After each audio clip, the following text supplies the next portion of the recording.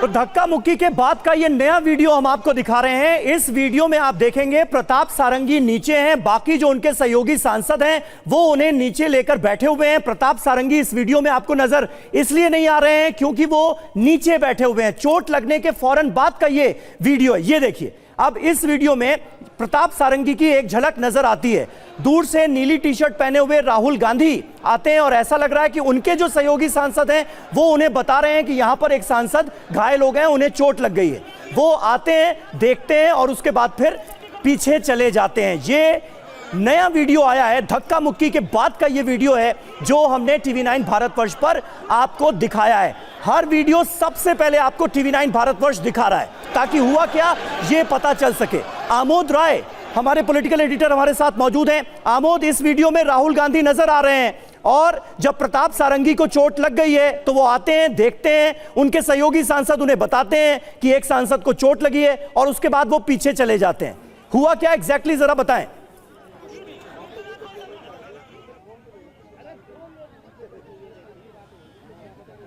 देखिए, बीजेपी के सांसद जो वहाँ धरने में मौजूद थे, हाँ। जो प्रोटेस्ट में मौजूद थे, उनके मुताबिक वही बात जो बार बार सब सांसद बोल रहे हैं कि राहुल गांधी पार्लियामेंट की तरफ बढ़ रहे थे और उस बीच जो है बीजेपी के सांसद वहाँ खड़े थे, प्रोटेस्ट कर रहे थे और वहाँ थोड़ी धक्का मुक्की नहीं कह सकते, जाने के लिए बल का प्रयोग हुआ और उसमें बीजेपी के दो सांसद गिरे एक दूसरे के ऊपर और उनको चोटें आई। ये बीजेपी का आरोप है और बीजेपी के सांसद लगातार इस बात को कह रहे हैं। बीजेपी जो वीडियोज है उनको खंगालने की कोशिश कर रही है। हो सकता है संसद का भी कोई सीसीटीवी फुटेज हो जो निकालने की कोशिश की जा रही हो, उसमें जांचने की कोशिश की जा रही हो, क्योंकि बीजेपी इस बात को मानती है कि अगर राहुल गांधी के वजह से चोटें आई हैं तो निश्चित तौर पे एफआईआर कराने का मन बना चुकी है बीजेपी और इसके लिए वो जितने भी एविडेंसेज है उसको इकट्ठा करने की कोशिश की जा रही है। इसके अलावा मैं अगर बात करूं तो आप देखिए, कल तक जो सारा नैरेटिव था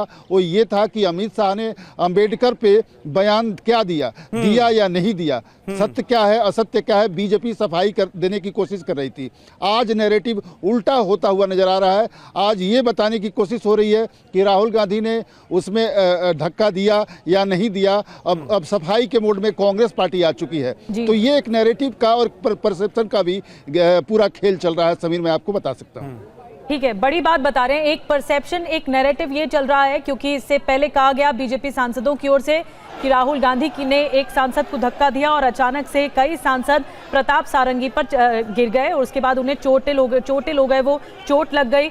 और ये तस्वीर जो हम आपको दिखा रहे हैं, ये वीडियो जो दिखा रहे हैं, इसमें राहुल गांधी पीछे से आते हुए दिख रहे हैं। प्रताप सारंगी को चोट लग चुकी है उनके आंख के पास और बीजेपी के सांसद खड़े हैं। उसके बाद राहुल गांधी उनका हाल जानने आते हैं और फिर वो चले जाते हैं। ये आप देख रहे हैं तस्वीरें और हमारे साथ आकुश श्रीवास्तव जी भी हैं, राजेश जी भी हैं।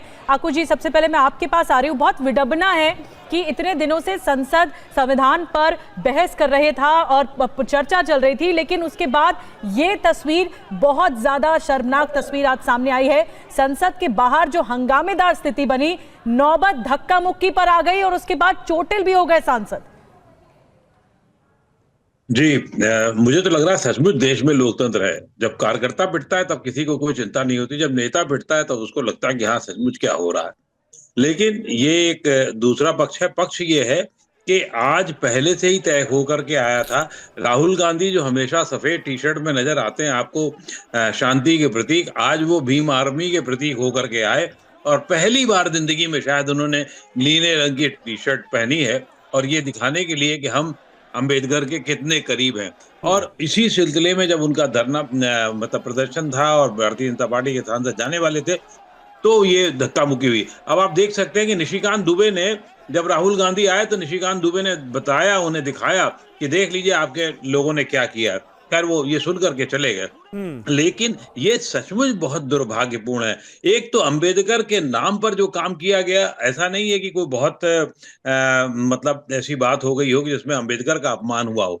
कहीं से भी पूरे भाषण को अगर आप देखेंगे तो वो अपमान कहीं प्रतीत नहीं होता है। लेकिन उसको जिस एक 5 सेकंड की वीडियो चला करके जो करने की कोशिश की गई, बिल्कुल वैसे ही की गई जैसे पहले भारतीय जनता पार्टी का भी किया करती थी एक वीडियो में कि आलू से सोना निकालने की। तो सोशल मीडिया के इस खेल में पूरी की पूरी राजनीति तबाह की जा रही है, पूरा देश का पैसा बर्बाद किया जा रहा है और कोई ऐसा काम नहीं हो रहा है कंस्ट्रक्टिव, ना विपक्ष कर पा रहा है। क्यों? क्योंकि अगर उसे करना ही है तो 50 और मुद्दे देश के लिए हैं, बेरोजगारी के लिए है, नहीं, महंगाई बल्कि के लिए डेडलॉक है, तो बाकी अभी उन और मुद्दों पर बढ़ता हुआ हम काम देख रहे हैं। किया अक्कू जाना जी, चाहिए सीधे था। तौर पर ऑपोजिशन को जो तेवर हैं वो बहुत तल्ख नजर आ रहे हैं।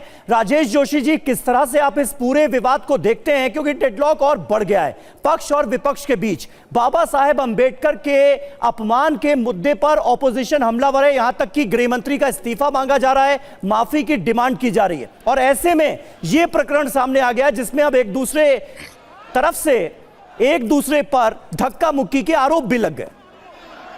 देखिए, राहुल गांधी ने धक्का मुक्की की या नहीं की, भारतीय जनता पार्टी के सांसद रास्ता छेद करके, रास्ता रोक करके खड़े हो गए थे या नहीं खड़े हुए थे, ये सब जांच में निकलेगा। अगर जांच इसकी निष्पक्ष होगी तो, अगर सत्ता पक्ष अपनी तरफ से जांच करवाएगा तो उसका नतीजा हम सबको मालूम है कि क्या होगा। लेकिन मुद्दा वो नहीं है। मुद्दा ये है कि प्रधानमंत्री नरेंद्र मोदी कहते हैं मदर ऑफ डेमोक्रेसी, ये भारत की मदर ऑफ डेमोक्रेसी है भारत, और उसकी संसद है, और संसद के बाहर ये सड़क छाप राजनीति हो रही है। ऐसी राजनीति जो विश्वविद्यालयों के छोटे छोटे महाविद्यालय जो होते हैं वहां के छात्र नेता करते हैं, सड़क पर एक दूसरे को मार रहे हैं, एक दूसरे को पीट रहे हैं, धक्का दे रहे हैं, क्योंकि जब ये कोई तर्क नहीं राजेश जी, होता है यहीं से आगे बढ़ाइएगा आप अपनी बात। इस वक्त अर्जुन राम मेघवाल क्या कह रहे हैं वो भी सुन लेते हैं। जैसे देखें कि भी एकदम शारीरिक प्रदर्शन करते हुए, धक्का मुक्की करते हुए आए, चीरते हुए भीड़ को, जबकि रास्ता था आने जाने का। तो उनको ऐसा शारीरिक प्रदर्शन नहीं करना चाहिए ना, वो एलओपी है, जिम्मेदारी भी समझें।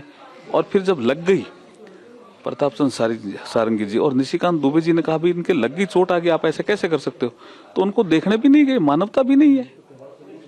तो ऐसा कोई मकरदार उनकी जागीर है क्या?